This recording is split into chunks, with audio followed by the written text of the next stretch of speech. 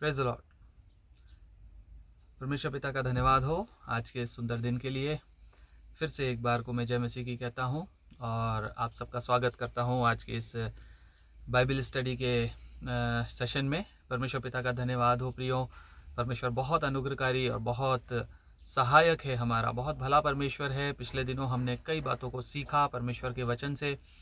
प्रकाशित वाक्य की किताब एक शानदार, एक बेहतरीन किताब है प्रियो। बाइबल अपने आप में एक यूनिक पुस्तक है जो जीवन को ट्रांसफॉर्म कर सकती है। और उसके भी अंदर प्रकाशित वाक्य की किताब में बहुत सारी आशीषें हम सब के लिए छुपी हुई हैं। खास तौर से जो विश्वासी लोग हैं वो उसको पढ़कर समझकर और बहुत कुछ सीख सकते हैं। परमेश्वर का धन्यवाद हो। पिछले दिनों हमने प्रकाशित वाक्य के 2 अध्यायों में से हमने कुछ चीज़ों को सीखा था और हम जल्दी ही अब प्रकाशित वाक्य के 3रे अध्याय में आज हम अध्ययन करेंगे। 2रे अध्याय में हमने देखा था परमेश्वर का आत्मा क्या कहता है कलीसियाओं से, और 4 कलीसियाओं को प्रकाशित वाक्य की इस किताब में 2रे अध्याय में परमेश्वर का आत्मा एड्रेस कर चुका। और अब जो है प्रकाशित वाक्य के 3रे अध्याय में एक 5वीं कलीसिया को परमेश्वर का आत्मा एड्रेस कर रहा है। सो आज सीखने वाली बात यह है कि परमेश्वर का आत्मा इस कलीसिया से क्या कहता है। ये जो कलीसिया है केवल इस कलीसिया के लिए परमेश्वर का आत्मा नहीं कह रहा, परंतु इन 2000 सालों में हम सब के लिए, प्रत्येक जनरेशन में परमेश्वर की आत्मा ने हर जनरेशन की कलीसिया को ये संदेश दिया है। वो अपने आप को जांचे और देखे कि क्या वो इस कैटेगरी में आती है या दूसरी कैटेगरी में आती है, जिसको परमेश्वर रिब्यूक नहीं करता परंतु जिसको परमेश्वर इनकरेज करता है। तीसरा अध्याय प्रकाशित वाक्य इसका 1 से लेकर 6वें वचन तक सरदीस की कलीसिया के दूत को लिखने के लिए कहता है आत्मा, परमेश्वर का आत्मा। और यहाँ इस प्रकार से लिखा है, सरदीस की कलीसिया के दूत को यह लिख, जिसके पास परमेश्वर की 7 आत्माएं और 7 तारे हैं। वह यह कहता है कि मैं तेरे कामों को जानता हूँ। तू जीवित तो कहलाता है पर है मरा हुआ। जागृत हो और उन वस्तुओं को जो बाकी रह गई हैं और जो मिटने को हैं उन्हें दृढ़ कर, क्योंकि मैंने तेरे किसी काम को अपने परमेश्वर के निकट पूरा नहीं पाया। इसलिए स्मरण कर कि तूने कैसी शिक्षा प्राप्त की और सुनी थी, और उसमें बना रहे और मन फिरा। यदि तू जागृत न रहेगा तो मैं चोर के समान आ जाऊंगा और तू कदापि न जान सकेगा कि मैं किस घड़ी तुझ पर आ पड़ूंगा। पर हाँ, सरदीस में तेरे यहाँ कुछ ऐसे लोग हैं जिन्होंने अपने अपने वस्त्र अशुद्ध नहीं किए। वे श्वेत वस्त्र पहने हुए मेरे साथ घूमेंगे, क्योंकि वे इस योग्य हैं। जो जय पाए उसे इसी प्रकार का श्वेत वस्त्र पहनाया जाएगा, और मैं उसका नाम जीवन की पुस्तक में से किसी रीति से न काटूंगा, पर उसका नाम अपने पिता और उसके सरदूतों के सामने मान लूंगा। जिसके कान हो वह सुन ले कि आत्मा कलीसियाओं से क्या कहता है। प्रियो, परमेश्वर का धन्यवाद हो इस वचन के लिए। परमेश्वर इसके पढ़े और सुने जाने पर आशीष दे, और इसको मानने के लिए हमारे दिलों को परमेश्वर का आत्मा तैयार करने पाए। प्रियो, यहाँ पर जो बात सीखने की है वो ये है कि सरदीस की कलीसिया के दूत को परमेश्वर यहाँ पर लिख रहा है। सरदीस की जो कलीसिया थी वो सरदीस नामक नगर में स्थित थी। ये सरदीस नामक नगर भी एशिया माइनर, जो कि रोम में के अंदर आता था और वर्तमान में तुर्की में, टर्की में है, उसके अंदर सरदीस नाम का ये नगर था। ये नगर ऊन के व्यवसाय के लिए प्रसिद्ध था, और ये नगर लगभग सभी ये नगर जो है भूकंप प्रभावित क्षेत्रों में आते थे, जिन कलीसियाओं को परमेश्वर का आत्मा एड्रेस करता है। और 17 एडी में, यानी कि 17 एडी में एक खतरनाक, भयानक, भीषण भूकंप यहाँ पर आया, और उस भूकंप ने इस नगर को तबाह कर दिया था। उसके बाद ये नगर किसी तरह से रीबिल्ड हुआ, और रोमन साम्राज्य ने इसको फाइनेंस किया, सहायता दी, और उससे ये रीबिल्ड हुआ और फिर से खड़ा हुआ। यहाँ पर अंधकार था प्रियो, क्योंकि बाहर ये रोमन सम्राट की आराधना का केंद्र था, और रोमन सम्राट की पूजा यहाँ पर लोग करते थे, उसको देवता मानते थे। और अंधकार ही अंधकार था। लोग व्यवसाय में थे, लोग दूसरी चीज़ों में बहुत ज़्यादा इन्वॉल्व थे। लेकिन यहाँ पर परमेश्वर ने अपने एक कलीसिया को स्थापित किया था, और वो कलीसिया बहुत ही साउंड डॉक्ट्रिन के साथ एस्टेब्लिश हुई थी। और फिर ये कलीसिया जो है आगे बढ़ती है, लेकिन धीरे धीरे समय के साथ साथ ये कलीसिया अपनी ओरिजिनल कॉलिंग से, अपनी ओरिजिनल शिक्षाओं से, ओरिजिनल साउंड डॉक्ट्रिन से ये कलीसिया डेविएट हो जाती है, ड्रिफ्ट हो जाती है। इसलिए परमेश्वर का आत्मा इस कलीसिया को कुछ वार्निंग्स देता है। आइए देखते हैं क्या कहता है। परमेश्वर की सरदीस की कलीसिया के दूत को यह लिख, जिसके पास परमेश्वर की 7 आत्माएं और 7 तारे हैं। देखिए, अभी तक हमने यही देखा कि परमेश्वर का आत्मा जब भी किसी कलीसिया को एड्रेस करता है तो अपने किसी खास एट्रीब्यूट को, अपने किसी खास गुण को वो उस कलीसिया को याद दिलाता है कि देख, मैं जिस जो तुझसे बात कर रहा हूँ, मेरा ये वाला एट्रीब्यूट तू याद रखना, क्योंकि तू इस एट्रीब्यूट के सहारे मन फिरा सकती है। तो मेरी इस गुण के सहारे तो अपने आप को रिवाइव कर सकती है, रिस्टोर कर सकती है। सो यहाँ पर कहता है परमेश्वर की 7 आत्माएं जिसके पास हैं, परमेश्वर की 7 तारे जिसके पास हैं।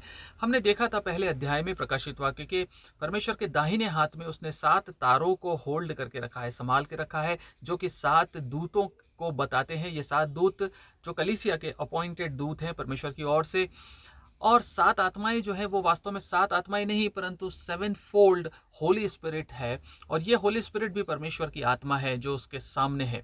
सो परमेश्वर की ये आत्मा जो है और ये जो 7 तारे हैं, ये दोनों परमेश्वर के पास हैं। इसका मतलब कि ये 7 आत्माओं से ये 7 दूत मिले हुए होने चाहिए। इसका मतलब है कि जो मैसेंजर है चर्च का, वो पवित्र आत्मा से फिल्ड होना चाहिए, पवित्र आत्मा के अनुसार गाइडेड होना चाहिए, पवित्र आत्मा का जीवन उसका होना चाहिए, पवित्र आत्मा की आग उसके अंदर होनी चाहिए, पवित्र आत्मा का अभिषेक उसके अंदर होना चाहिए। बट अनफॉर्चुनेटली सरदीस का मैसेंजर इस समायोजन से, इस प्रकार के मेल से, इस प्रकार की एकाग्रता से जो पवित्र आत्मा के साथ मिलती है, उससे डेविएट हुआ, उससे ये कहीं ना कहीं डिपार्ट हुआ है, दूर हुआ है। इसलिए परमेश्वर उसको याद दिलाता है कि मेरे पास 7 आत्माएं, 7 फोल्ड होली स्पिरिट और मैसेंजर्स दोनों हैं। और ये दोनों को मैं एक तरह से देखना चाहता हूँ कि ये दोनों एक ही डायरेक्शन में, एक ही अकॉर्ड में काम करने वाले हैं, हो सके। आगे कहता है, तू जीवित तो कहलाता है पर है मरा हुआ। बहुत स्टर्न वार्निंग है परमेश्वर की आत्मा की सरदीस की कलीसिया को। तू जीवित तो कहलाता है पर है मरा हुआ। इसका मतलब है सरदीस का मैसेंजर अपने आप को जीवित कहलाता था, कहता नहीं था। देखिए वचन को ध्यान दीजिएगा, सरदीस का मैसेंजर अपने आप को जीवित कहलाता था। वो चाहता था कि लोग उसे कहें कि वो जीवित है। मुझे एक बात बताइए, क्या किसी जीवित व्यक्ति को इस किसी प्रमाण की आवश्यकता होती है कि वो कहे कि आप जीवित हैं, आप जीवित हैं, आप जीवित हैं? नहीं, बिल्कुल नहीं। यदि आप में जीवन है तो मैं आपको देख सकता हूँ फिजिकल लाइफ को। यदि हम बात करें, यहाँ पे परमेश्वर का आत्मा उसको आत्मिक जीवन के बारे में कह रहा है। आत्मिक जीवन में वो जीवित कहलाता है अपने को। इसका मतलब है वो ये कहलाना चाहता है कि वो आत्मिक रूप से बहुत उन्नतिशील है, आत्मिक रूप से वो बहुत ही अच्छी स्थिति में है, आत्मिक रूप से स्पिरिचुअली अलाइव है, अलर्ट है। ये बात सरदीस का मैसेंजर चाहता था कि लोग उससे कहते रहें, और इस बात से वो खुश होता था। इसलिए परमेश्वर का आत्मा कहता है तू जीवित कहलाता है अपने आप को। और कौन कहेगा उसको आत्मिक रूप से जीवित है? जो उसके फेलो बिलीवर्स हैं, जो उसके कलीसिया के लोग हैं, जो विश्वासी लोग हैं, जो अपने आप को यहूदी कहते हैं, जो अपने आप को परमेश्वर के वचन के अनुसार चलने वाला कहते हैं, वो लोग उसको जीवित कहते थे। लेकिन परमेश्वर का आत्मा जो है वो मनुष्यों के ओपिनियन से डिफरेंट ओपिनियन रखता है अक्सर। और परमेश्वर का आत्मा यहाँ पर कहता है कि मेरा जो विचार है बिल्कुल फर्क है। मेरा विचार और तेरे विचार उत्तर और दक्षिण है। तेरे लोग तुझे जीवित कहते हैं, पर मैं तुझे कहता हूं कि तू मरा हुआ है। और ये फाइनल है। जो परमेश्वर कहता है वो फाइनल होता है प्रियो। जो लोग कहते हैं वो कभी फाइनल नहीं होता है। सो जो बिलीवर्स थे, जो उसको जीवित कहते थे, वो कैसे होंगे आप सोच सकते हैं? वो खुद भी आत्मिक रूप से मरे हुए होंगे निश्चित रूप से। इसीलिए तो वो परख नहीं पाए, इसीलिए वो डिजर्न नहीं कर पाए कि हमारा जो दूत है, जो कलीसिया का एल्डर है, जो मैसेंजर है, वो तो मरा हुआ है। वो खुद भी पहचान नहीं पाए। प्रियो, यही स्थिति आज के समय और पिछले 2000 सालों में रही है कलीसियाओं में। अक्सर कर बिलीवर्स जो है वो एवरेज बिलीवर्स की तरह बिहेव करते, और ये बिलीवर्स जो हैं ये खुद कर्नेल बिलीवर्स होते हैं, ये खुद शारीरिक और सांसारिक विश्वासी होते हैं, जिनकी नजरें आत्मिक दृष्टिकोण पे नहीं होती, जिनकी परख जो है आत्मिक तरीकों से नहीं होती है। इसलिए वो अपने मैसेंजर को बड़ी तारीफ़ें करते हैं, झूठी तारीफ़ें करते हैं, बड़ी-बड़ी बातें कहते हैं, आप तो बहुत अच्छे हो, बहुत अच्छा मैसेज देते हो, बहुत अच्छा कलीसिया को लीड कर रहे हो, कलीसिया का बहुत अच्छा निर्माण आपने स्ट्रक्चर्स बना दिए, कलीसिया के लिए बहुत सारा पैसा आपने बैंक बैलेंस आपने रेज़ कर दिया, बहुत सारा फंड में आपने बजट उसका स्ट्रॉन्ग कर दिया। ये सब चीज़ें कलीसिया के लोग जो आत्मिक रूप से मुर्दा हैं, वो अपने मैसेंजर को कहकर एप्रिशिएट करते हैं। मैसेंजर भी खुश और विश्वासी भी खुश, दोनों दोनों एक दूसरे के साथ खुश, लेकिन परमेश्वर खुश नहीं है। परमेश्वर कहता है तू मरा हुआ है। प्रियो, जो बिलीवर्स हैं, यदि वो सोल पावर की जगह यदि वो होली स्पिरिट पावर की जगह ह्यूमन पावर्स पे जाते हैं, यदि ह्यूमन गिफ्ट्स के एक्सरसाइज पे फोकस करते हैं, यदि ऐसे चीज़ों पे उनका मन लगा हुआ होता है, मान लीजिए कि मैसेंजर कोई टंग्स में बात करता है, अन्य भाषा में बात करता है, या मैसेंजर प्रार्थना करता है और उसकी प्रार्थनाओं का उत्तर भी मिल जाता है, तो बिलीवर्स उसको स्पिरिचुअल, आत्मिक रूप से जिंदा और वाइब्रेंट मान लेते हैं।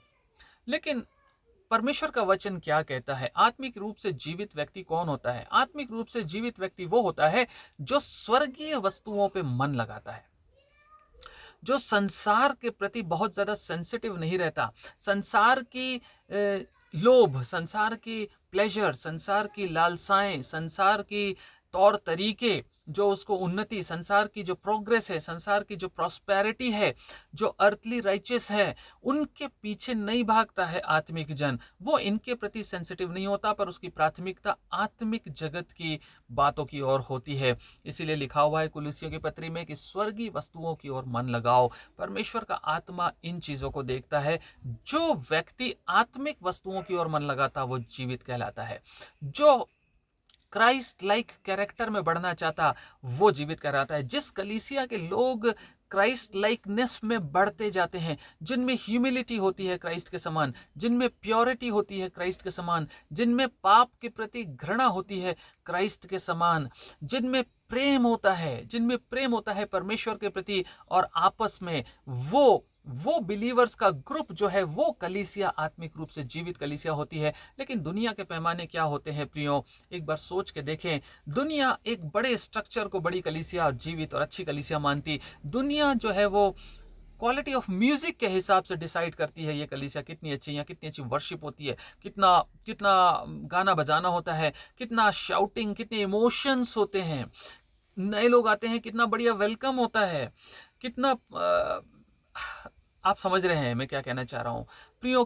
कितनी ऑफरिंग आती है, लाखों की ऑफरिंग यदि किसी कलीसिया में एक हफ्ते में आती तो उसको बोलते बहुत अच्छी कलीसिया है, कितनी बड़ी कलीसिया, और हर मेंबर, हर बिलीवर उसका मेंबर बनना चाहता है, उस कलीसिया को जीवित मान लेता है। लेकिन परमेश्वर का जीवित होने का जो आधार है परमेश्वर के आत्मा के अनुसार, वो इन बातों पे है जिस पर हमने अभी चर्चा की। परमेश्वर चाहता है कि हम मसीह के समान बने, हम नहीं, जैसे पौलुस कहता है, मैं जीवित नहीं, मैं अपने आप को क्रूस पे चढ़ाता हूं प्रतिदिन, ताकि मसीह मुझ में जीवित रहे। जब मसीह हम में जीवित रहता, जब हम मसीह के समान जीवन जीते, तो हम आत्मिक रूप से जीवित रहते हैं, नहीं तो हम मरे हुए होते हैं। प्रियो, इस कलीसिया की खास बात क्या थी प्रियो? ये कैसे मर गई? हमने पिछली कलीसियाओं में देखा, इजबेल की आत्मा थी किसी कलीसिया में, बिलाम के समान शिक्षाएं देने वाली आत्माएं थी, किसी में निकोलाउस जैसे लोग वहां पर आ गए और घुस गए और उन्होंने इन्फ्लुएंस करना शुरू कर दिया और मिसलीड और डिसीव करना शुरू कर दिया। ऐसे लोगों की कलीसिया खराब हो सकती थी। लेकिन सरदीस में तो कुछ नहीं था ऐसा, ऐसी कोई बहकाने वाली, कोई गलत तरीके से अनबिब्लिकली इन्फ्लुएंस करने वाले लोग नहीं थे। फिर भी ये मैसेंजर और ये कलीसिया कैसे डिसीव हो गई, कैसे ये मुर्दा हो गई, कैसे ये मर गई प्रियो? ये कलीसिया वास्तव में एक पाखंडी कलीसिया थी। परमेश्वर ये कहना चाहता है कि ये एक हिपोक्राइट कलीसिया थी, ये एक पाखंडी कलीसिया है, और इस कलीसिया में दिखाने के लिए ये काम करते थे। और इस कलीसिया का जो मैसेंजर था वो ये मानता था कि जो ओपिनियन ऑफ मैन है that is more important than the opinion of God. परमेश्वर के विचार का अप्रूवल, परमेश्वर का इंडोर्समेंट नहीं ढूंढते थे यहाँ के मैसेंजर और यहाँ के लोग ये नहीं देखते थे परमेश्वर किसको अप्रूव कर रहा है। इनके लिए मनुष्यों का अप्रूवल इंपॉर्टेंट था। जिसमें मनुष्य खुश, जिसमें मैसेंजर की तारीफें, जिसमें झूठी तारीफें, जिसमें वो खुद डिसाइड कर लेते थे कि हम जो काम कर रहे हैं बहुत पवित्र है और परमेश्वर इसको डेफिनेटली पसंद करेगा, ये अपने आप डिसाइड कर लेते थे। वो आपस में एक दूसरे को इम्प्रेस करने का काम करते थे, इसलिए ये पाखंड का सहारा लेते थे और अपने आप को जीवित कहलाते थे। लेकिन परमेश्वर जो है वो चाहता है कि मैं जिस चीज़ को अप्रूव करूं उस चीज़ के पीछे तुम लगे रहो, जिस चीज को मैं पसंद करूं उस चीज को तुम पसंद करो। परमेश्वर का आत्मा कहता है you never sought approval of of your God, you always looked for the approval of man. इसीलिए कहता है मैं तेरे कामों को जानता हूं। देखिए आगे क्या कहता है, कहता है जागृत हो, दूसरे पद में कहता है जागृत हो और उन वस्तुओं को जो बाकी रह गई हैं और जो मिटने को है उन्हें दृढ़ कर, क्योंकि मैंने तेरे किसी काम को अपने परमेश्वर के निकट पूरा नहीं पाया। बहुत स्ट्रेट फॉरवर्ड परमेश्वर की वार्निंग है सरदीस की कलीसिया को। आज हम भी अपने आप को जांच कर देखें, कहीं हम इसी प्रकार की कलीसिया में तो नहीं पाए जाते हैं प्रियो। कहता है जागृत हो, इसका मतलब है वो स्पिरिचुअली डेड कलीसिया थी, लेकिन डेड का मतलब वो पूरी तरह से खत्म नहीं हुई थी, उसमें एक उम्मीद थी, वो एक डीप स्लीप में थी, वो एक खतरनाक गहरी नींद में थी वो कलीसिया। और परमेश्वर कहता है तू मरा हुआ है, परंतु उसका मतलब यह है कि तू मरणासन्न है, लगभग मर गया है, तुझे जागृत होने की जरूरत है। जागृत हो, वेक अप, उठ जा, खड़ी हो जा, क्योंकि अभी भी तेरे पास एक चांस है, खड़ी हो। और कहता है उन वस्तुओं को जो बाकी रह गई हैं। प्रियो, सरदीस की कलीसिया एक बहुत अच्छी जगह से शुरू हुई थी और उसने बहुत कुछ सुना था, परमेश्वर के बारे में सीखा था, और उन चीज़ों में वो धीरे धीरे डिप्लीट होती गई, धीरे धीरे से डिटेरियोरेट होती गई, धीरे धीरे से वो इरोड होती गई। फाउंडेशन बहुत स्ट्रांग थी, पर उसके ऊपर जो दीवार बनी वो दीवार आसपास के वातावरण से इरोड होती गई, दुनियावी बातों से इरोड होती गई, दुनियावी चीज़ों से विघटित होती गई, और उसकी दीवार या उसकी जो स्ट्रक्चर था, आत्मिक स्ट्रक्चर, वो इतना कमज़ोर हो गया कि वो गिरने पर था। परमेश्वर का आत्मा उसको वार्न करता है और उसको बोलता है कि ये एक अर्जेंट नीड है, इसी समय उठ, इसी समय उठ। और जो दीवार गिरने पर है, जो रेमिनेंट्स हैं, whatever has been left with you which was from God, you wake up and strengthen those things। खड़े हो और उनको दृढ़ कर, स्ट्रांग बना, खड़े हो जा, मजबूत बना, क्योंकि गिर जाएंगी, नष्ट हो जाएंगी और तू हमेशा के लिए मर जाएगी, हमेशा के लिए नष्ट हो जाएगी। तो कलीसिया से प्रेम करने वाला परमेश्वर का आत्मा कहता है खड़ी हो और जो कुछ मिटने पर है उसको मजबूत बना ले, उसको उठकर पकड़ ले, उसको उठकर फिर से एक बार स्ट्रेंथन कर ले, रीबिल्ड कर ले। भूकंप से तो तूने फिजिकली इस पूरे नगर को रीबिल्ड किया, सरदीस के लोगों, तुमने अपने नगर को रीबिल्ड किया, लेकिन ये कलीसिया का क्या होगा, ये कब रिवाइव और रीबिल्ड होगी। प्रियो, परमेश्वर का कहना था कि जो अनरियल और जो टेम्पररी चीज़ें हैं, जो दुनिया की चीज़ें हैं, वो अस्थायी हैं, उन चीज़ों पे मन लगाना छोड़। You give up those unstable things, you give up these unreal things, you give up these temporary things and focus and set your mind on the permanent things, the real spiritual world which is real and eternal. Hell is eternal, heaven is eternal, and that is real.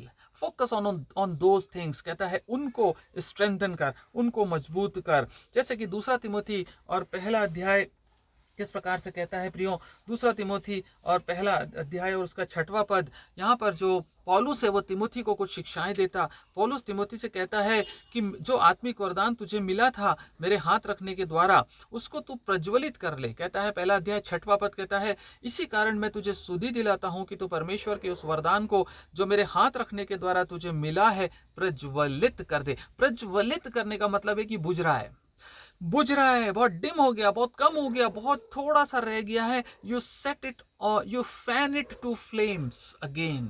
तो इसको हवा दे, oxygen दे, तो इसको fuel दे और दोबारा से इसको प्रज्वलित कर दे।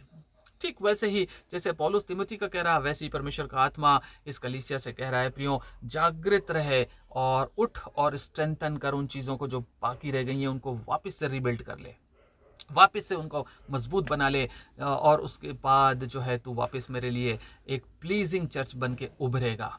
प्रियो, परमेश्वर का आत्मा कहता है, वचन कहता है 21वां अध्याय लूका का 21वां अध्याय और उसका 34th वर्ष यदि हम देखें, लूका 21:34 से आगे वहाँ कहता है, इसलिए सावधान रहो, ऐसा ना हो कि तुम्हारे मन खुमार और मतवालेपन और इस जीवन की चिंताओं से सुस्त हो जाए। ल्यूक 21:34, सुस्त हो जाए और वह दिन तुम पर फंदे के समान अचानक आ पड़े, क्योंकि 35 वर्ष, क्योंकि वह सारी पृथ्वी के सब रहने वालों पर इसी प्रकार आ पड़ेगा, इसलिए जागते रहो। कई बार परमेश्वर का वचन कई बार बिलीवर्स को कहता है, पढ़ने वालों को कहता है, जागते रहो, सोना मत, जागते रहो, जागते रहो। इसलिए जागते रहो और हर समय प्रार्थना करते रहो कि तुम इन सब आने वाली घटनाओं से बचने और मनुष्य के पुत्र के सामने खड़े होने के योग्य बन सको, खड़े होने के योग्य बन सको। प्रियो, जो बुझने पर है उसको प्रज्वलित कर दे। आगे कहता है, क्योंकि मैंने तेरे किसी काम को अपने परमेश्वर के निकट पूरा नहीं पाया, पूरा नहीं पाया। परमेश्वर के लिए जो कुछ तूने किया कोई भी कंप्लीट नहीं था, कुछ भी परफेक्ट नहीं था, कुछ भी होलसम नहीं था, कुछ भी टोटल नहीं था। क्या मतलब था इसका? परमेश्वर क्या कहना चाहता है? क्या मैसेंजर जो है वो सरमन्स पूरे नहीं देता था? क्या शिक्षाएं पूरी नहीं देता था? क्या उनकी क्वायर पूरे गाने नहीं गाती थी? क्या उनकी वर्शिप या उनकी सर्विस का टाइम पूरा नहीं था? क्या उसकी कॉन्ग्रीगेशन पूरी नहीं होती थी? क्या था जो पूरा नहीं था? प्रियो, परमेश्वर जब पूरा कहता है किसी चीज को, तो पूरे का मतलब होता है उसका मतलब होता है परफेक्ट, और परफेक्ट जो होता है वो परमेश्वर के द्वारा अप्रूवल होता है। परफेक्ट जो होता है वो परमेश्वर जिसको एंडोर्स करे वो होता है। जो मनुष्य कहे वो परफेक्ट नहीं होता। जो मनुष्य करता परमेश्वर के नाम से, परमेश्वर के लिए, परमेश्वर के सामने, वो कभी परफेक्ट नहीं हो सकता जब तक कि परमेश्वर उसको अप्रूव ना कर दे, परमेश्वर उसको मोहर ना लगा दे। प्रियो, जो काम मैसेंजर करता था परमेश्वर की सेवा के रूप में, उस काम को वो डिवाइडेड हार्ट से करता था, सिंगलनेस ऑफ हार्ट के साथ नहीं करता था। वो परमेश्वर का काम करता था, परमेश्वर के लिए आता था, परमेश्वर के लिए बोलता था, परमेश्वर के लिए गाता था, परमेश्वर के लिए लीड करता था, लेकिन उसका मन जो है बटा हुआ रहता था लोगों की तरफ। लोग क्या सोचेंगे, लोग क्या कहेंगे, लोग इसे पसंद करेंगे कि नहीं, लोग मेरी तारीफ करेंगे कि नहीं। डिवाइडेड हार्ट था। इसीलिए परमेश्वर कहता है, किसी भी काम को मैंने पूरा नहीं पाया। तूने जो कुछ मेरे लिए किया, इट वॉज इनकम्प्लीट, इनपरफेक्ट। जो कुछ लोगों ने कहा तूने उसको परफेक्ट मान लिया, परंतु तूने कभी खोजा नहीं, देखा नहीं कि तेरा परमेश्वर क्या कहता है, क्या ये कंप्लीट है, क्या ये परफेक्ट है। उसने हाथ रखा ही नहीं उन चीजों पर, तो परफेक्ट कैसे होते। प्रियो, लेवियों के लिए, याजकों के लिए एक व्यवस्था परमेश्वर का वचन देता है। और यदि पुराने नियम में आप चलें, निर्गमन की किताब के 28वें अध्याय में यदि आप चलें, वहां पर याजकों के लिए एक व्यवस्था दी परमेश्वर ने, और मूसा के द्वारा और हारून को और उसके भाइयों को यह व्यवस्था दी गई। और इन व्यवस्थाओं में जो लोग वहां होते थे, जो याजक का काम करते थे, वो कैसे कपड़े पहनेंगे, वो किस प्रकार का टोपी लगाएंगे, किस प्रकार के उनका डेकोरेशन होगा, किस प्रकार की ज्वेलरी होगी, किस प्रकार के टूल्स वो यूज करेंगे, महापवित्र स्थान में कैसे आएंगे, कैसे जाएंगे, कैसे घंटी उनकी बजनी चाहिए, ये सब बातें वहां पर लिखी हुई है। वहीं पर परमेश्वर का वचन एक बात सिखाता है इस रेफरेंस में कि हम किसी भी काम को पूरा नहीं कर सकते जब तक परमेश्वर अप्रूव ना करे। हम परमेश्वर के सामने जाएं तो इस एक्नॉलेजमेंट के साथ जाएं कि प्रभु, हम जो कुछ लेकर आए हैं तेरे पास, जो कुछ हम तेरे लिए कर रहे हैं वो इम्परफेक्ट है प्रभु, और हम बिल्कुल खुलकर इसको एक्नॉलेज करते हैं प्रभु, तो इसको कंप्लीट बना दे, तू इसको परफेक्ट कर दे प्रभु, तू इसको अप्रूव कर दे, तेरे हिसाब से इसको बदल दे, तेरे हिसाब से इसको मोल्ड कर दे, तेरे हिसाब से इसको परफेक्ट बना दे, तब ये परफेक्ट बनेगा प्रभु। हम परफेक्ट नहीं हैं, हम कंप्लीट नहीं है। 28वां अध्याय यदि आप पढ़ें, 28वां अध्याय निर्गमन, एक्सोडस 28th चैप्टर, उसका 36 से आगे देखते हैं क्या लिखा। पूरा अध्याय इसी पे है, लेकिन 36 वर्ष से आगे पढ़ते हैं। फिर चोखे सोने की एक पट्टी बनवाना, और जैसे छापे में वैसे ही उसमें ये अक्षर खोदे जाएं, अर्थात यहोवा के लिए पवित्र। एक अक्षर खोदे जाएं, यहोवा के लिए पवित्र, और उसे नीले फीते से बांधना, और वह पगड़ी के सामने हिस्से पर रहे।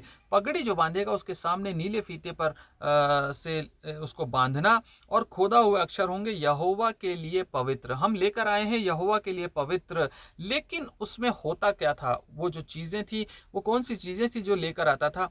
कहता है 37वें वर्ष में, और उसे नीले फीते से बांधना, और वह पगड़ी के सामने के हिस्से पर रहे। 38वां वर्ष, 38 वर्ष, वह हारून के माथे पर रहे। हारून के माथे, हारून जो याजक था उसके माथे पर रहे, इसलिए कि इजरायली जो कुछ पवित्र ठहराएं, जो इजरायली लोग पवित्र ठहराएं, अर्थात जितनी पवित्र वस्तुएं भेंट में चढ़ाएं, जितनी वो ऑफरिंग में लेकर आते थे, उन वस्तुओं को वो पवित्र मानकर लाते थे, पर पवित्र होती नहीं थी। उन वस्तुओं में कुछ दोष भी होता था। आगे कहता है, अर्थात जितनी पवित्र वस्तुएं भेंट में चढ़ावे, उन पवित्र वस्तुओं का दोष, ध्यान से सुनिए, उन पवित्र वस्तुओं का दोष, उसका जो गिल्ट है वो हारून उठाए रहे, और वह नित्य उसके माथे पर रहे, जिससे यहोवा उनसे प्रसन्न रहे।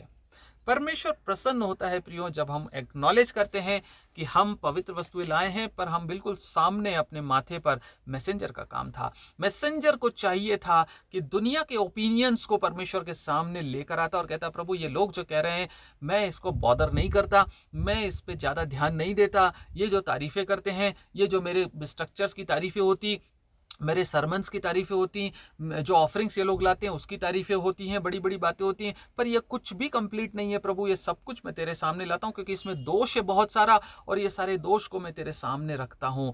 तू इसको पवित्र कर। तू इसको जब पवित्र करेगा, तू जब इसे एक्सेप्ट करेगा, तू जब इसे अप्रूव करेगा, तब ये बातें पूरी होंगी प्रभु। ये इनकम्प्लीट है। लेकिन मैसेंजर ने ऐसा नहीं किया। मैसेंजर ने ऐसा नहीं किया। He was doing everything before the face of God, but he was doing it while thinking about man. वो कर रहा था, लेकिन दिमाग में उसके लोग होते थे, लोगों के अप्रूवल्स, लोगों की बातें होती थी। इसलिए आगे कहता है प्रियो, जल्दी से देखते हैं आगे क्या कहता है। इसलिए स्मरण कर, तीसरा वचन कहता है, इसलिए स्मरण कर कि तूने कैसी शिक्षा प्राप्त की और सुनी थी, और उसमें बना रहे और मन फिरा। प्रियो, जैसा कि बताया मैंने आपको, सरदीस की कलीसिया एक बहुत अच्छे पॉइंट से लॉन्च हुई थी, बहुत अच्छी डॉक्ट्रिन के साथ लॉन्च हुई थी, बहुत अच्छे तरीके से, स्टैब्लिश तरीके से परमेश्वर के संदेश और परमेश्वर के वचन में गहराई से जड़ पकड़कर बड़ी होना शुरू हुई थी। परमेश्वर का वचन कहता है, कहाँ से तूने, स्मरण कर तूने कैसी शिक्षा प्राप्त की थी। स्मरण कर, just remember where you started from. कहाँ से तूने शुरुआत की थी, जस्ट रिमेंबर दैट, और उसमें बना रहे, क्योंकि वो उससे हट गई, उससे बाहर निकल गई, उससे हट गई, इसलिए कहता उसमें बना रहे। हम भी अपने जीवन को याद करें प्रियो, हमने बपतिस्मा लिया था तो क्या कमिटमेंट किया था। हमने जब मसीह के पीछे चलने का हमने एक वायदा किया था, ना लौटूंगा, I will never turn back, I will not turn back lord, I will follow you completely, wholeheartedly, with singleness of heart, my intention will be only to please you. केवल मेरा इंटेंशन तेरे प्रति रहेगा प्रभु, मैं तेरे प्रति, तेरे लिए मैं अपने मन को लगाता हूँ प्रभु, तू मेरी सहायता कर।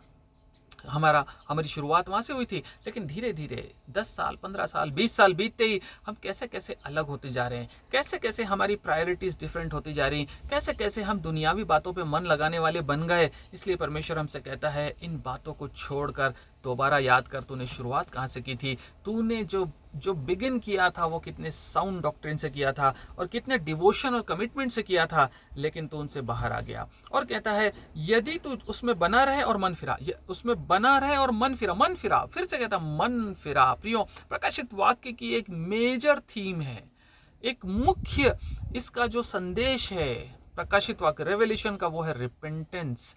ये नया नहीं है, ये पहले भी था। जब यीशु मसीह का फर्स्ट कमिंग होने वाला था, जॉन द बैप्टिस्ट ने क्या किया, जॉन द बैप्टिस्ट ने क्या संदेश दिया, मन फिराओ। परमेश्वर के लिए, यीशु मसीह के लिए वो मार्ग तैयार कर रहा था, सीधा मार्ग बनाओ, निर्बल घुटनों को सीधे करो, ये सब बातें कह रहा था। और उसका मुख्य संदेश ये था, मन फिराओ और बपतिस्मा लो, मन फिराओ और बपतिस्मा लो, मन फिराओ के योग्य फल लाओ, रिपेंट करके फ्रूट लाना शुरू करो। ये उसका संदेश हुआ करता था। यीशु मसीह जब आया इस जमीन पे और उसने अपनी मिनिस्ट्री शुरू की, तो पहला प्रचार, the first sermon of Jesus Christ was repent, because the kingdom of God is near. परमेश्वर का राज्य, the kingdom of heaven is on earth, is near, ये आ रहा है। परमेश्वर का राज्य, स्वर्ग का राज्य निकट है, इसलिए मन फिराओ, मन फिराओ। और अब जब दूसरी बार यीशु मसीह आने वाला, अंत के दिनों में हम जी रहे, सेकंड कमिंग ऑफ क्राइस्ट के पहले भी जो कलीसिया की सबसे बड़ी नीड है वो है मन फिराओ, और कुछ नहीं चाहिए। और परमेश्वर को कोई रिचुअल्स आपके नहीं चाहिए, लोगों को प्लीज करने वाली कोई बात नहीं चाहिए, वो स्ट्रक्चर्स में इंटरेस्टेड नहीं रहता। ऑफरिंग्स उसको क्या देंगे हम, सब कुछ उसी का है, सब कुछ, everything on this earth belong to God.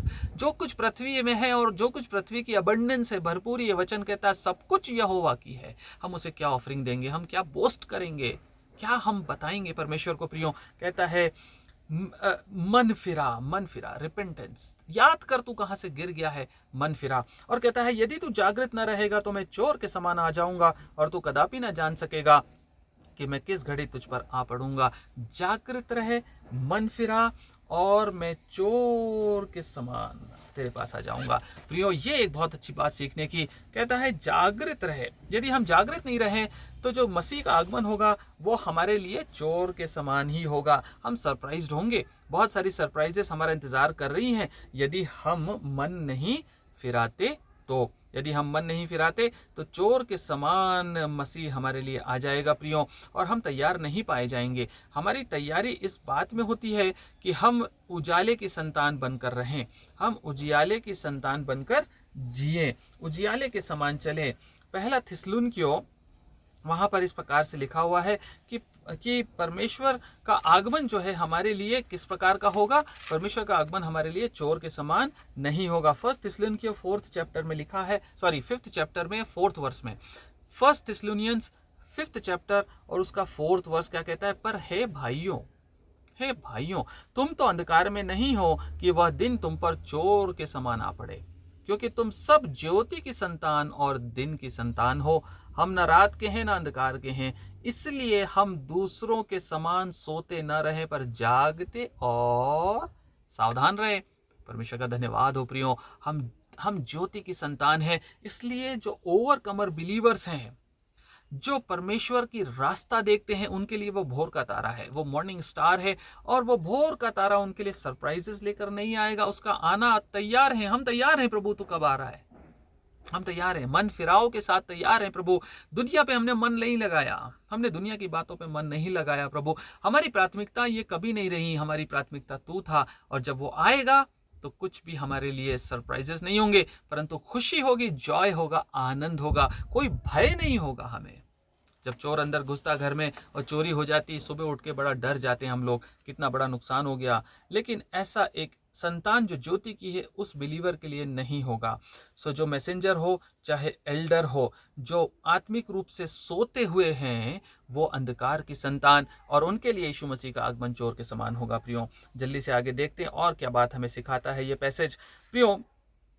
यहाँ पर कहता है यदि तू जागृत नहीं रहेगा तो मैं चोर के समान आ जाऊंगा और तू कदापि ना जान सकेगा कि मैं किस घड़ी तुझ पर आ पड़ूंगा। यहाँ पर एक और चीज़ हम देख सकते हैं प्रियो, जो दृष्टांत 10 कुमारियों का आप सब जानते हैं, मत्ती का 25वां अध्याय में पाया जाता है, मैथ्यू 25, और उसके यदि आप 10th वर्ष से आगे पढ़ें 13th वर्ष तक, मत्ती 25 10th वर्ष से आगे, वहाँ पर क्या लिखा हुआ है, वहाँ पर लिखा हुआ है कि जो 5 कुंवारियाँ थी, वो 5 कुंवारियाँ दूल्हे के आते के समय सोती हुई पाई गई, और दूल्हा आया और 5 कुंवारियाँ जो जागती हुई थी उनको लेकर अंदर चला गया और दरवाज़ा बंद कर लिया। उसके बाद ये कुंवारियाँ पीछे पीछे गईं, जब उठकर दरवाजा का नॉक किया, खटखटाया, और यीशु मसीह जो स्वामी अपने आप जो कहता है कि स्वामी था, दूल्हा था, उसने जब दरवाज़ा खोला तो स्वामी ने कहा कि मैं तुम्हें नहीं जानता। उन्होंने कहा स्वामी स्वामी हमें अंदर जाने दे, हम भी तेरे लिए बैठे हुए थे, हम भी तेरे लिए तैयारी कर रहे थे। लेकिन स्वामी ने उससे कहा कि मैं तुम्हें जानता ही नहीं हूँ। प्रियो, जब इस प्रकार के सरप्राइजेस हमें मिलेंगे, कितना बुरा समय होगा। सब कुछ जानते हुए, एक अच्छी डॉक्ट्रिन, अच्छी साउंड टीचिंग होते हुए भी हम जागते हुए पाए नहीं गए, और परमेश्वर के आगमन के, यीशु मसीह के आगमन के समय हम लोग सोते रह गए। कितनी बड़ी अनफॉर्चुनेट बात होगी प्रियो। आगे कहता है पर हाँ सरदीस में तेरे यहाँ कुछ ऐसे लोग हैं जिन्होंने अपने अपने वस्त्र शुद्ध नहीं है। कुछ ऐसे लोग हैं, एक बात यहाँ पर समझ लीजिए प्रियो, परमेश्वर का आत्मा कहता है तेरे यहाँ कुछ ऐसे लोग हैं। इसका मतलब है कि बहुत सारे ऐसे लोग नहीं हैं, बहुत सारे ऐसे लोग नहीं हैं, कुछ लोग हैं। और यदि आपको याद हो, मत्ती 7वां अध्याय में क्या लिखता है, मत्ती के सुसमाचार के 7th चैप्टर में क्या लिखता है, दो तरह के फाटकों के बारे में बताता है। आपको याद है, दो तरह के फाटकों के बारे में बताता है, एक फाटक सकरा और एक फाटक चौड़ा, एक फाटक नैरो और एक फाटक ब्रॉड। और जो ब्रॉड फाटक है वो नाश होने की तरफ ले जाता है और बहुत सारे लोग उसमें से एंटर कर सकते हैं। लेकिन जो जीवन को ले जाता है, जो लाइफ को की तरफ लीड करता है, वो फाटक बहुत सकरा और थोड़े लोग, a few people, a few believers will only be able to make it to that door, through that door। उस दरवाजे से बहुत कम लोग जा पाएंगे प्रियो। कहता है सकेत फाटक से प्रवेश करो, 13वां वचन 7:13 मैथ्यू। सकेत फाटक से प्रवेश करो क्योंकि चौड़ा है वह फाटक और सरल है वह मार्ग जो विनाश को पहुंचाता है, और बहुत से हैं जो उससे प्रवेश करते हैं। क्योंकि सकेत है, 14th वर्ष, सकेत है वह फाटक और कठिन है वह मार्ग जो जीवन को पहुंचाता, और थोड़े हैं, अपनी बाइबल्स में अंडरलाइन कर लीजिए, होने दीजिए कि हम जागृत पाए जाएं ताकि इन थोड़ों में हमारी गिनती हो। बहुतों में हमें गिनती नहीं चाहिए, थोड़ों में गिनती चाहिए, क्योंकि थोड़े ही लोग जो हैं जीवन को प्राप्त कर पाएंगे। वे श्वेत वस्त्र पहने हुए मेरे साथ घूमेंगे। आगे कहता है 3रा अध्याय प्रकाशित वाक्य 3rd चैप्टर कहता है वो व्हाइट गारमेंट पहन के मेरे साथ घूमेंगे, घूमेंगे, घूमेंगे। वाह, कितनी अच्छी बात परमेश्वर का वचन कहता है। जिन्होंने अपने अपने वस्त्र अशुद्ध नहीं किए वे श्वेत वस्त्र पहने हुए मेरे साथ घूमेंगे क्योंकि वे इस योग्य हैं। हमने अभी लूका में पढ़ा, जो लोग जागते हुए रहते हैं, 21:36 लूक 21:36, जो लोग जागते और तैयार रहते हैं वो लोग इस योग्य हैं कि मेरे सामने खड़े हो सके, वहां कहता है। और यहाँ कहता है कि वो मेरे साथ श्वेत वस्त्र पहने हुए मेरे साथ घूमेंगे क्योंकि वे योग्य हैं। इसका मतलब है you have to qualify to be in fellowship with Jesus. Yeshu Masih के साथ रहने के लिए, घूमने के लिए you have to qualify to some standards. आपको एक स्तर तक योग्य बनना ही होगा और कोई चारा नहीं है। वचन कहता है कौन होता है जो व्हाइट गारमेंट पहनता है, जरा सोच के देखिए, किसके लिए कंपलसरी होता है और कोई कलर की ड्रेस नहीं होती। व्हाइट गारमेंट्स केवल ब्राइड के लिए कंपलसरी होती है, बाकी और किसी के लिए व्हाइट गारमेंट्स कंपलसरी नहीं होते। उसकी पहचान श्वेत वस्त्रों से होती है, वो ब्राइड ही होती है और ब्राइड को ही ये अधिकार होता है कि वो ब्राइड ग्रूम के साथ फेलोशिप में रहे हमेशा 24/7। वो उसके साथ ही घूमती है। एक बार शादी हो जाए चर्च में, शादी होने के बाद जब वो चर्च से निकलते भी हैं बाहर, आपने देखा होगा, वो साथ साथ रहते हैं। यहां कहता है वो मेरे साथ घूमेंगे श्वेत वस्त्र पहने हुए। That means very few will form the bride of Christ. Very few, बहुत कम लोग होंगे जो यीशु मसीह की दुल्हन बनने के योग्य क्वालिफाई कर पाएंगे, और उन्हीं को यह प्रिविलेज होगा कि वो मसीह के साथ घूमें। दूल्हा दुल्हन साथ में रहते हैं शादी के बाद, कोई अलग ना करे, इनको कोई अलग ना करे। जिसको परमेश्वर ने जोड़ा है उसको कोई अलग ना करे। प्रियो, मसीह एक दुल्हन के समान हमें लेने आ रहा है, हमें यीशु मसीह एक ब्राइड के समान लेने आ रहा है। एक बार यदि ब्राइड को ले गया तो ब्राइड ही केवल क्वालिफाइड होगी उसके साथ इंटीमेट फेलोशिप में रहने के लिए, और कोई नहीं। प्रियो, ये प्रिविलेज हमसे छीनने ना पाए, है ना। दुल्हन कहीं भी जाती है, दुल्हन के हाथ में हाथ होता है, दूल्हा उसको छोड़ नहीं सकता। यदि थोड़ा सा अलग भी हुआ, कोई इधर कोई उधर, लोग, माता पिता और बाकी लोग आकर दोनों को मिलाएंगे, नहीं नहीं अलग नहीं होना है, आपको साथ में रहना है। दुल्हन साथ में खाती है, साथ में स्टेज शेयर करती है, साथ में उसके थ्रोन पे, उसका सिंहासन, उसकी जो बैठने की जगह, वहां पर साथ में दुल्हन ही बैठती है और कोई नहीं बैठ सकता। सो प्रियो, परमेश्वर का वचन है, कहता है कि वो मेरे साथ घूमेंगे। 5वां वचन कहता है जो जय पाए, जो जय पाए उसे इसी प्रकार श्वेत वस्त्र पहनाया जाएगा और मैं उसका नाम जीवन की पुस्तक में से कभी नहीं मिटाऊंगा। जो जय पाए, देखिए फिर से आ गया। प्रकाशित वाक्य के पहले दूसरे और तीसरे अध्याय को यदि आप पढ़ेंगे, कलीसियाओं को जो एड्रेस करता है, लास्ट में एक ही बात कहता है, कंडीशन एक ही है, जो जय पाए। whosoever overcomes, जो ओवरकमर्स हैं, they only will constitute the bride of Christ.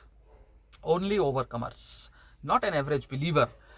जो जन्म ले लिया मसीही खानदान में, वो मसीही की दुल्हन नहीं बनेगा केवल जन्म के आधार पर, परंतु उसे क्वालिफाई करना होगा, ओवरकम करना होगा। सो जो जय पाए उसे इसी प्रकार मतलब इसी टाइप के ब्राइड के गारमेंट्स दूंगा, श्वेत वस्त्र पहनाऊंगा जो धार्मिकता के वस्त्र हैं, जो मुझ में धर्मी ठहराए गए, जो मेरी राइचियसनेस में राइचियसनेस जो अचीव करते हैं, जो राइचियस बनते हैं, उनको श्वेत वस्त्र पहनाऊंगा। और जो वाइट श्वेत वस्त्र होते हैं दुल्हन के, वो कौन देता है? दूल्हा ही देता है। शादियों में भी जो दुल्हन का सफ़ेद गारमेंट होता है वो स्पॉन्सर कौन करता है? दूल्हा करता है। आजकल परिस्थितियां बदल रही, कल्चर चेंज हो रहा, अपने अपने गारमेंट्स बनवा लेते हैं मैरिज में, लेकिन परमेश्वर कहता है कि मैं उसे वाइट गारमेंट दूंगा और उसको ये प्रिविलेज दूंगा और उसको ये श्वेत वस्त्र पहनाया जाएगा। और कहता है और मैं उसका नाम जीवन की पुस्तक में से किसी रीति से नहीं काटूंगा।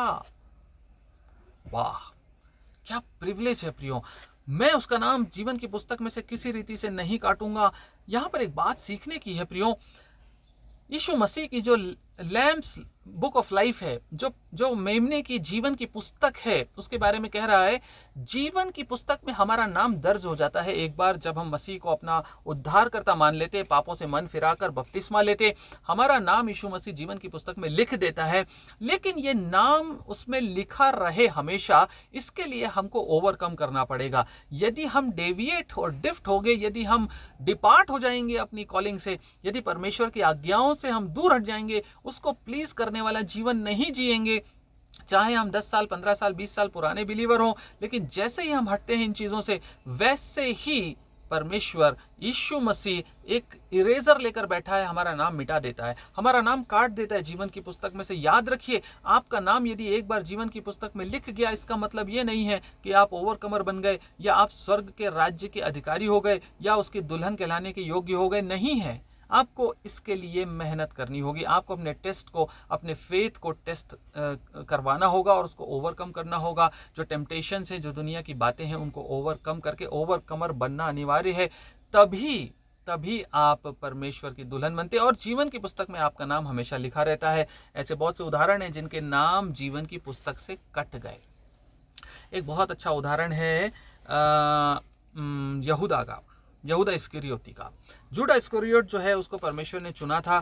परमेश्वर ने उसको इसलिए चुना था कि वो उसकी सेवा करे, अपना चेला बनाया और उसको चेला बना के परमेश्वर ने इस प्रकार से रखा और परमेश्वर ने कहा कि ये मेरा चुना हुआ चेला है और इस चेले को मैं कभी भी छोड़ूंगा नहीं। ये चेला जो है मेरे साथ साथ रहेगा। परमेश्वर ने इसलिए उसको बुलाया था और उसको परमेश्वर ने एक अच्छा प्रिविलेज दिया था। लेकिन आप जानते हैं कि ये व्यक्ति जो है किस प्रकार से दूर चला गया। आप जानते हैं, इसने यीशु मसीह को पकड़वाया और यीशु मसीह को मरवाने के लिए दे दिया, धोखेबाज हुआ और कुछ चांदी के सिक्कों के लिए इसलिए अपने उद्धारकर्ता को बेच दिया। प्रेरितों के काम पहले अध्याय में इसका एक वर्णन पाया जाता है। यदि आप देखें प्रेरितों के काम पहला अध्याय और उसका 15 से आगे, यहाँ पर पतरस कुछ बात कह रहा है, पीटर कुछ बात कह रहा है। और वो क्या कह रहा है? वो कह रहा है कि जो भजन संहिता में लिखा, ऐसा कह रहा है, भजन संहिता की एक बात को वो कोट कर रहा है। पीटर भजन संहिता की बात को, उसकी भविष्यवाणी को कोट कर रहा है। भविष्यवाणी हुई थी दाऊद के द्वारा भजन संहिता में, उसको कोट कर रहा है। 15वें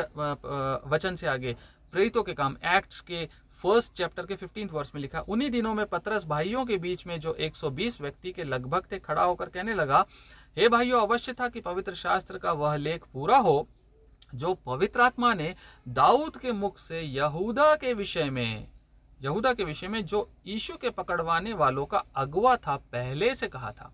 दाऊद यहाँ पर कह रहा है यहूदा के बारे में, कैसे उसका नाम जीवन की पुस्तक से कट गया। देखिए, क्योंकि वह तो हम में गिना गया और इस सेवकाई में सहभागी हुआ। अपनी सेवकाई के लिए मसीह ने उसको अपना चेला बनाया था, अपने पीछे चलने के लिए, फॉलो करने के लिए चुना था।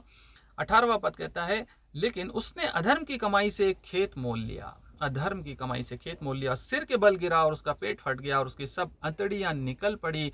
19वां वचन कहता है, इस बात को यरूशलेम के सब रहने वाले जान गए, यहाँ तक कि उस खेत का नाम उनकी भाषा में हकलदमा अर्थात लहू का खेत पड़ गया। 20वां वचन कहता है, भजन संहिता में लिखा है, उसका घर उजड़ जाए और उसमें कोई न बसे और उसका पद कोई दूसरा ले ले। ये है भजन संहिता 69 में। और 69 में यदि आप देखेंगे तो 69 के अंदर यहाँ पर लिखा हुआ है कि उसके डेरों में कोई ना बसे और उसका घर उजड़ जाए, उसका डेरों में कोई ना बसे। 25वां वचन है, 69 का 25वां कहता है, उनकी छावनी उजड़ जाए, उनके डेरों में कोई ना रहे, क्योंकि जिसको तूने मारा है वे उसके पीछे पड़े हैं और जिनको तूने खाया। यह 25वां वचन जो है ये बताता है उनकी छावनी उजड़ जाए। पीछे से यदि आप पढ़ेंगे तो ऐसे लोग जिन्होंने उसको खाने के लिए इंद्रायण दिया, प्यास बुझाने के लिए सिरका पिलाया, जिन्होंने पकड़वाया और उनका अगवा यहूदा, उसके बारे में लिखा है। और उनके बारे में कहता है यहाँ पर 69 का 25 और 28 में देखिए, 69 का 28 वर्ष कहता है, उनका नाम जीवन की पुस्तक में से काटा जाए। सुन रहे हैं आप? उनका नाम, जो मसीह के फॉलोअर्स बनने के लिए अपॉइंट किए गए, मसीह के फॉलोअर्स होने के लिए जिन्होंने कमिटमेंट दिखाया, जिन्होंने कहा यस लॉर्ड हम आपको फॉलो करेंगे, लेकिन धोखेबाज निकले, लेकिन मसीह के फॉलोवर ना होकर दुनिया के फॉलोवर हो गए, शैतान के फॉलोवर हो गए, दुनियावी बातों पे मन लगाने वाले बन गए, ऐसे लोगों का अंत, परमेश्वर का वचन कहता है, उनका नाम जीवन की पुस्तक में से काटा जाए। भजन संहिता की भविष्यवाणी यहूदा के लिए, और धर्मियों के संग लिखा ना जाए। केवल धर्मियों के नाम, जो ओवरकमर्स हैं, जो जय पाएंगे, उनके नाम ही लिखे रह जाएंगे, बाकी के नाम काट दिए जाएंगे। प्रियो, आगे कहता है, पर उसका नाम मैं किसी रीति से ना काटूंगा। तीसरा वचन हम फिर से, तीसरा अध्याय प्रकाशित वाक्य का फिर से पढ़ रहे हैं, पर उसका नाम अपने पिता और उसके स्वर्गदूतों के सामने मान लूंगा। यीशु मसीह कहता है, मेरे बाप के सामने, मेरे फादर के सामने और स्वर्गदूतों की जमात के सामने, जो विवाह में शामिल होंगे, जो बोझ में होंगे, जो विवाह के समय वो बैठे होंगे, उनके सामने मैं खुलकर कहूंगा, ये मेरी ब्राइड है, ये मेरी दुल्हन है, इसने क्वालिफाई किया है मेरी दुल्हन बनने के लिए, ये ओवरकमर दुल्हन है। She will never lose her privilege, never ever. Overcomers will lose their privilege. प्रियो, हम ओवरकमर होने वाले बने। सरदीस की कलीसिया को एक होप देता है, एक वार्निंग के साथ एक उम्मीद देता है। सरदीस, तेरे यहाँ कुछ लोग हैं जिन्होंने अपने वस्त्र शुद्ध नहीं करे, वो जरूर तेरी कलीसिया में से चुने हुए दुल्हन बनने के योग्य मेरे लिए ठहरते हैं, और उनका नाम मैं कभी नहीं काटूंगा, और सबके सामने उनका नाम। कितनी बोल्ड टेस्टिमनी होगी प्रियो, एक बार सोच के देखिए हमारे लिए, जब यीशु मसीह कहेगा, नाम लेकर बुलाएगा हजारों लाखों करोड़ों की भीड़ में से, कहेगा तू मेरे ऊपर आ, मेरे सामने, मेरे साथ, मेरे ऊपर स्टेज पे आ, और मेरे साथ बैठ, मेरे सिंहासन पर तू शेयर कर, जहां मैं हूं वहां तू भी रहे, क्योंकि तू मेरे साथ घूमने और रहने के योग्य बनी, इंटीमेट फेलोशिप करने की अधिकारी बनी। तू ओवरकमर ब्राइड है, जो मेरी ब्राइड है, और सबके सामने मान लेगा। जब शादी होती है तो दूल्हे को दुल्हन का नाम बोलना पड़ता है पब्लिकली चर्च के सामने। यस, मैं आई डू, मैं मानता हूँ, मैं करूँगा, मैं इससे प्यार करूँगा, इसके साथ सुख दुख में रहूँगा, सब बातें। जब तक अंगीकार नहीं करता तब तक दुल्हन उसकी दुल्हन नहीं बन सकती। ऐसे ही यीशु मसीह वायदा करता है कि मैं अंगीकार करूँगा, मैं कहूँगा, मैं डिक्लेयर करूँगा पब्लिकली कि ये मेरी दुल्हन है। प्रियो, इतनी बोल्ड टेस्टिमनी के लिए कि आप तैयार नहीं होना चाहेंगे क्या? दुनियावी चीज़ें जो टेम्पररी हैं, प्रतिदिन यदि हमें शेम उठाना पड़े, प्रतिदिन निंदा और क्लेश उठाना पड़े इस जीवन के 60, 70, 80 साल, उस प्रिविलेज के सामने कुछ नहीं है ये जो हमें मिलने वाला है मसीह की दुल्हन बनने के रूप में। आप सोच के देखिए, इतने बड़े प्रिविलेज को हम कॉम्प्रोमाइज कर देते दुनियावी बातों से। सरदीस की कलीसिया एक पाखंडी कलीसिया थी। हमारे रिचुअल्स, हमारे सोच पाखंड के से भरी हुई ना हो प्रियो, परंतु हम परमेश्वर को प्रसन्न करने वाला जीवन जिए। 6वां वचन, आखिरी वचन कहता है, जिसके कान हो वह सुन ले। कि आत्मा कलीसियाओं से क्या कहता है? जिसके कान हो वही सुनेगा, जिसके कान नहीं है वो नहीं सुनेंगे, क्योंकि वचन कहता है थोड़े हैं वो लोग जो मेरे ओवरकमर मेरे लिए बनते हैं, जो दुनिया की बातों पे मन नहीं लगाते, परंतु पूरी तरह से मेरे पीछे चलते, मेरे साथ समर्पण का जीवन जीते, मेरे साथ कॉम्प्रोमाइज़ नहीं करते, केवल मेरे अप्रूवल की चिंता करते, मेरे प्रति सिंगलनेस ऑफ हार्ट के साथ होल हार्टेड होकर मेरे फॉलोअर्स बनते, जो दुनिया के टेम्पटेशंस को वैसे ही ओवरकम करते जैसे मैंने किया, वैसे ही मनुष्य रूप में वो भी ओवरकम करते। सो प्रियो, परमेश्वर का आत्मा हमें सिखाता है कि हम सरदीस के समान ना बने। सरदीस के उन लोगों के समान जरूर बने जिन्होंने अपने वस्त्र अशुद्ध नहीं किए दुनियावी बातों से, दुनियावी चीज़ों से, परंतु परमेश्वर के सामने वो दुल्हन कहलाने के योग्य बन सके। परमेश्वर अपने वचन पर आशीष दे, अनुग्रह दे कि हम सीख सकें परमेश्वर का आत्मा हमसे क्या कहता है। इन बातों को अपने दिल में रखे ही ना रहें, परंतु इसको फॉलो करें, इसको अप्लाई करें। समय बहुत कम है, बहुत कम है। परमेश्वर का आत्मा आपको संभाले, अनुग्रह दे कि आप ओवरकमर बन सके। Praise the Lord. प्रियो, इस YouTube चैनल को आप सब्सक्राइब कर सकते हैं यदि आप परमेश्वर के वचन से और भी सीखना चाहते हैं। जो परमेश्वर का आत्मा हमें सिखाता है, हम एक दूसरे को सिखाने के लिए इस गॉस्पेल को, इस वचन को, इस परमेश्वर की बातों को, उसके संदेश को हम प्रसारित कर सकें, इसके लिए आप इस चैनल में सब्सक्राइब कर सकते हैं। नोटिफिकेशन बटन को दबाकर आप इसके अपकमिंग वीडियोज़ को देख सकते हैं, सुन सकते हैं और परमेश्वर की आशीषों के भागीदार हो सकते हैं। परमेश्वर आप सबको बहुत आयत की आशीष दे और हमें ओवरकमर बनने के लिए, जब वो आता है, हमें तैयार रहने के लिए परमेश्वर का आत्मा प्रेरित करे। Thank you. Praise the Lord. परमेश्वर की स्तुति हो।